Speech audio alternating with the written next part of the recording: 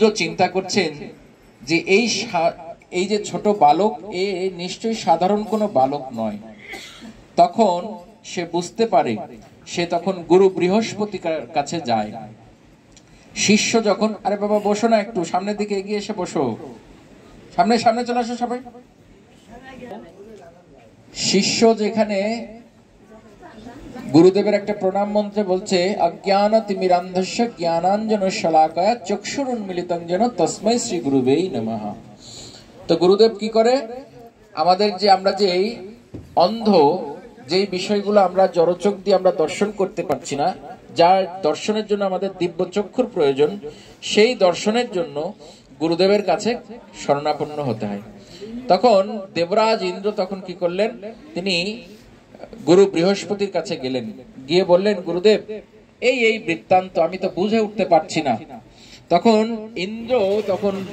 ইন্দ্রকে গুরুদেব বললেন যে তুমি যাকে সাধারণ গোপ বালক রূপে তুমি ভেবেছো, আর যে ব্রজবাসীদেরকে তুমি এই 7 দিন 7 রাত্রি ধরে বৃষ্টি দিয়ে তুমি কষ্ট প্রদান করেছো, তুমি জানো না তুমি কত বড় অপরাধ করেছো। প্রথম অপরাধ করেছো সেই ব্রজবাসীদেরকে, যারা হচ্ছে ভগবানের শুদ্ধ ভক্ত। দ্বিতীয় অপরাধ করেছো ভগবানের চরণে, যে তুমি ভগবানকে চিনতে ভুল করেছো, ভগবানকে তুমি স্পর্ধা করেছো, ভগবানকে তুমি ঈর্ষা করেছো। তাই ভগবানের চরণে তোমার অনেক অপরাধ হয়েছে। এই ছোট বালক, গোপ বালক, সে অন্য কেউ নয়, এ হচ্ছে সাক্ষাৎ ব্রজেন্দ্র নন্দন ভগবান শ্রীকৃষ্ণ। তখন এই কৃষ্ণ ভেবে তখন বলে যে ভগবানের চরণে যেহেতু আমি অপরাধ করেছি, তাহলে কিভাবে, কি হচ্ছে আমার উপায়, কিভাবে আমি এই অপরাধ ক্ষমা পাবো। তো ভগবান তখন গুরুদেব বললেন যে দেখো, তুমি যদি সরাসরি যদি ভগবানের কাছে যদি যাও, ভগবান তোমাকে ক্ষমা নাও করতে পারে, কারণ ভগবানের চরণে তুমি যেই অপরাধ করেছো। তাই তুমি একটা কাজ করো, তুমি ভগবানের যে শুদ্ধ ভক্ত, সেই শুদ্ধ ভক্তের মাধ্যমে ভগবানের কাছে ক্ষমা ভিক্ষা করো। তখন কিভাবে, তখন গুরু বৃহস্পতি তখন এই ইন্দ্রকে পাঠালেন কার কাছে, গাভী মাতার কাছে। কার কাছে? গাভী মাতার কাছে।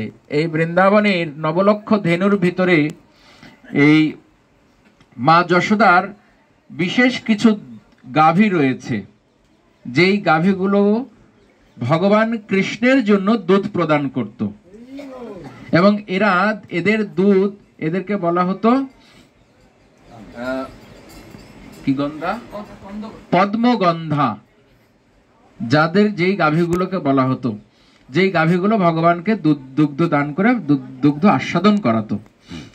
তো এই গাভীর কাছে যখন ইন্দ্রদেব যখন যান, তখন এই গাভী তখন ভগবানের কাছে নিয়ে যায় এবং ভগবানের কাছে প্রার্থনা করে যে হে গোবিন্দ, তুমি তো হচ্ছ গাভীদের রক্ষক, তাই আমার শরণাগত হয়েছে এক ভক্ত ইন্দ্র, কৃপা করে তুমি তাকে ক্ষমা করে দাও।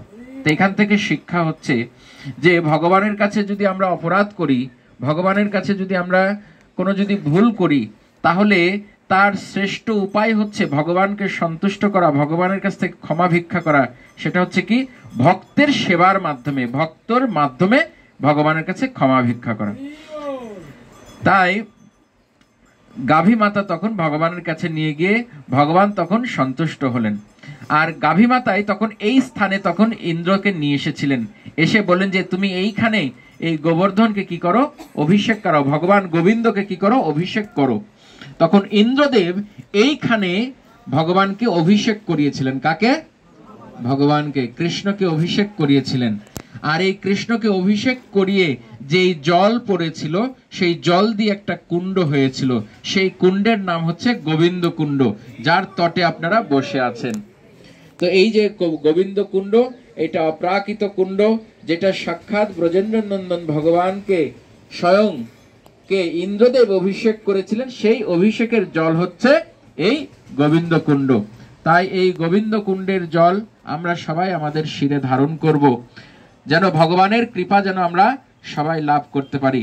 ভগবানের চরণামৃত যখন আমরা পান করি, তেমনি এই জল হচ্ছে ভগবানের অভিষেকের জল। স্বয়ং কে করেছিল? ইন্দ্রদেব করেছিলেন। তাই এটা খুব গুরুত্বপূর্ণ। আর এখানেই হচ্ছেন ভগবান গোবর্ধন।